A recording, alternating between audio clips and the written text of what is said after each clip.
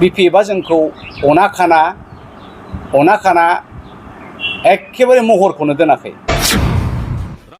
बिक्रमाथ' जिबायदि डाटाबेस निउसफोरखौ होयो UPPनि एगेन्सै बा गभर्नमेन्टनि एगेन्सै, दा बेखौ नायोब्ला बिथांनि माखासे वार्किं स्टाइला खोब मोजां। दा प्रमद बर'नि जे हाबा बियो मोनसे रोखोमनि महम्मद बिन तुगलकनि खामानिसो जादों। थाखानाय बुस्थुखौ बोखारनानै गुबुन दाबसे जायगायाव लांनाय। मेडिकेल कलेजनि थाथों।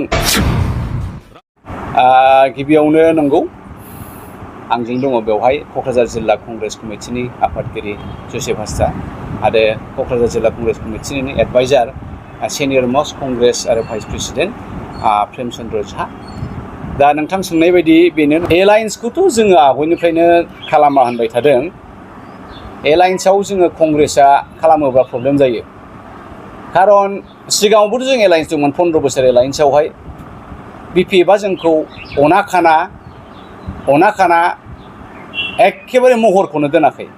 दा बबे साहसजों जोङो B.P.F जों एलायन्स खालामगोन, बे एक नाम्बार खोथा। दानिया मोनसे जिनिसखौ नोंथाङा सोङाखैबाबो आं गोसोआव फैदों आरो जे एक्सुवेलि हाग्रामाया B.P.F नि माखासे वार्कारफोरखौ निसय बियो दिनै जेरैबायदि सिनायनांगौमोन बेखौ सिनायाखै, जायनि जाहोनाव दहायनि जानाय बाथ्राफ्रा जादों। आङो नुबाय थादों बे बोसोरनै सिगांनिफ्रायनो सानैसो इयुथफ्रा आरो B.P.F नि जोंहा कास्टम बाबु आरो बिक्रमाथ' जिबायदि डाटाबेस निउसफोरखौ होयो UPPनि एगेन्सै बा गभर्नमेन्टनि एगेन्सै, दा बेखौ नायोब्ला बिथांनि माखासे वार्किं स्टाइला खोब मोजां आरो फारसेथिं जोंहा कास्टमारथ' दंखायो, एबसुनि सेंग्रामोन बियो। दा बुंनायनि आदब खायदा बेनावबो दङ। दा बेबायदिनो बिक्रम बायदि सेंग्रा आरो बिक्रमखौथ' नों नायोबा दिनै हाग्रामानि थाखायनो जेल जानांबाय बियो। बिक्रम बायदि सेंग्रा, कास्टमोन बायदि सेंग्रा आरो गोबां सेंग्रा दंबावो खोमा। दा बैफोरबायदि टेलेन्टेड सेंग्राफोरखौसो बियो नांगौ बायदि रल बा बिफावखौ होनो हायाखै खोमा। दा बे जिनिसखौहाय नायनांगोन। आरो थांनाय बारनाय इलेक्सनावबो आं होनबाय थादों जे गोदान फेसखौ होनांगौ B.P.F गासिबो बे फुराना फेसखौ होयोबा बिथांमोना माखासे एन्टि इनकामबेन्सि थायो। दा बेफोरनि थाखाय हयथ' जेनदों थांनाय बारावबो, आरो एबारावबो बे भुलखौ खालामबा बियो जेनदों। दा बिथाङा ओंखायनो माखासे वार्कारफोरनि टेलेन्टखौ आइडेन्टिफाइ खालामनांगोन आरो बिथांमोनखौ जेरैबायदि बाहायनांगोन।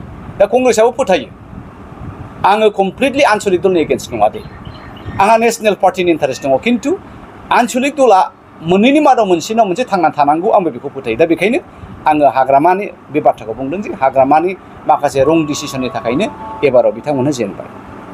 आङो थांनाय बारावबो बिनि सोमोन्दै गोबां खोथा बुंदों आरो खोब जबरदस्ति खोथा बुंदों जे बे R&D सिभिल हस्पिटालखौ लांनाया खोब इनाय जागोन। आरो बे R&D सिभिल हस्पिटाल मोनसे गसंखानाय, मोनसे लुखांजाखानाय क'क्राझार बे नोगोरमानि लेन्डमार्क जारिमिनारि रुपनाथ ब्रह्मआ साधारन नों आं बायदि आयाराम गयाराम मानसि नङा। बियो बै समनि जोंनि बर' जाथिखौ फोजाखांजेननाय, पलिटिक्स खालामनायनि सिगां खन्थाइजों फोजाखांनाय, रायथाइजों फोजाखांनाय, लिडार गैयिफोराव बिथांमोना गावसोरखौ लिडार साजायबायनानै फोजाखांनाय आरो राजखान्थि गुरुबो बिथाङा प्रथम बर'निफ्राय मन्त्रि जाजेननाय। दा बेनि नामाकरनावहाय मोनसे एक्न'लेजमेन्ट महरै R&B नामाकरनाव बे हस्पिटालखौ जोङो मोननाय जादों। दा बेवहाय गोबां मेसेज थायो।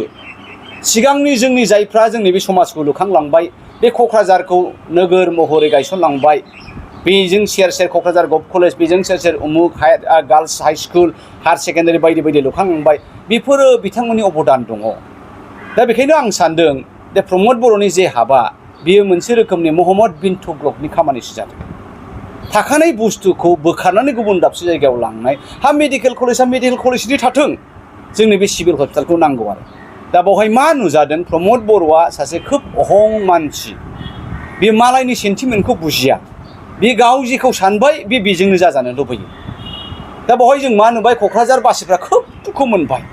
गोदो गोदायनिफ्रायनो बेयो मोनसे पावार सेन्ट्रिक, मोनसे थिंक टेंकनि मोनसे माबा सेन्टार बियो। बावहाय आन्दलननि सानज्लायनाय, माबा मोनसे मावगोननि सानज्लायनाय, सोलोंनाय आयदाफोरनि सोलोंजेननाय गासिबो जिनिसा बेवहाय स्टार्ट जायो। बे महरै दिनै बे R&B सिभिल हस्पिटालाबो जोंनि मोनसे बिफाव दा बेखौ इन्टेलेक्सुवेल रायजो राजानाव बिमा बिफानाव सोङा हौवानो बोसोन लायाबालानो गावनि गोसो बायदि बोखारनानै हरै फिनज्राब गारहैनाय बेनाय थाखानाय बुस्थुफोरखौ लथर फथर खालामनाया बे बिराद अननाय जादों आरो दा बेखायनो आङो खोब दुखु मोनदों बे हाबाया एखे जाथारनाङा जेरैखि जाया R&B सिभिल हस्पिटालखौ लांनो मोना फारसेथिं मोनसे खोथाखौ आंबो बुंनि दा प्रमिला बायद'मोना मैया दाखालिनिफ्रायनो दङ जाहैदों धरनायाव दङ दा बिथांमोनाबोथ' भुल मावदों नङा होमबा हाग्रामानाबो बेनो प्रमिलानाबो बेनो जा दङ बिटिसिआव आंनि न' सेरावनो जानांगौ जा दङ बड'लेण्डआव हाग्रामानि न' सेरावनो जानांगौ आंनि खाथि खालानि हाफ्रा दाम गोसा जानांगौ आंनि बिदा फंबाय बाय बाहागिया बेनि सुबिदाखौ मोननांगौ दा बिदिसो जादों नङा होमबा मिथियामोन नामा बिसोर बे नियमखौ जे सिभिल हस्पिटालनि मोनसे डिस्टेन्सखौ दोनाब्ला बे सिभिल हस्पिटाल थानाय नङा दा भुला सोरनि जाय धरनाखौ खालामदों गावसिनि भुलनि थाखायनो बिथांमोना धरनाखौ खालामबाय थादों दा बेबो खोब दुखुनांथाव ओंखायनो जायफ्रा गावखौ नेता होनो जायफ्रा गावखौ लिडार साजायनानै हारिनि हाबा मावनो नागिरो बिथांमोना खोब सुथुर सालाक जानांगौ आरो मा सियाल पण्डित जानांगौ उन सिगां साननो रोंनांगौ लोंनायाव जानायाव डिसिसन लादलाबायबा जाया दा बेफोरो खोब दुखुनांथाव दा गोजौआव मुजुयोबा गावनाव नांफिनो होननाय बायदि जाय धरनाखौ लादों बिदिसो जादों फारसेथिं दा बाथ्राफ्रा बोरैबा बोरैबि थांनो नागिरो आरो मा दा ओंखायनो खनसेबाव होनो नागिरदों हाग्रामा बिथाङा 2021आव आर'नायाव मोनसे मिटिं लाबा आं हाग्रामाखौ बुंदों बे समाव आङो डिरेन ग्रुपजों थानायखाय आङो बिथांजोंनो दङ B.P.F जाफेराखै दे जिबनाव मालाबाबो खिन्थु मदद होदों बे आर'नायाव 700 जन PGCBनि मानसिखौ लानानै आं बिथांजों मिटिं खालामदों बेवहाय आदा सानसुमा दङ आदा दावराव देख्रेब दङ हाग्रामा सारा गावबो दंमोन आंबो दंमोन आरो सानै साथामसो दंदेरबावो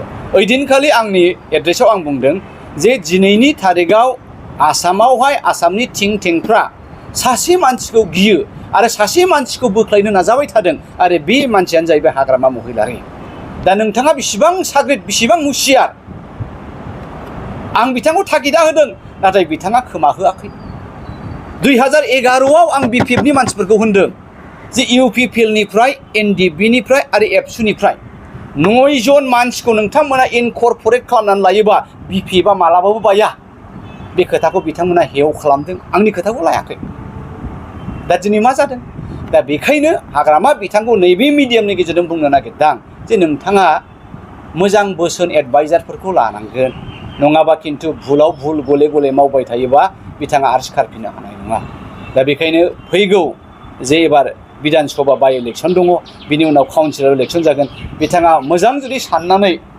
रायजोनि सिन्था खालामनानै जुदि नायाब्ला गावनि सार्थखौल' जुदि नायोब्ला खिन्थु खनसेबो गोलैबाय आरो बे गोग्लैनाया B.P.F नि थाखाय फाइनाल एन्ड लास्ट गोलैनाय जागोन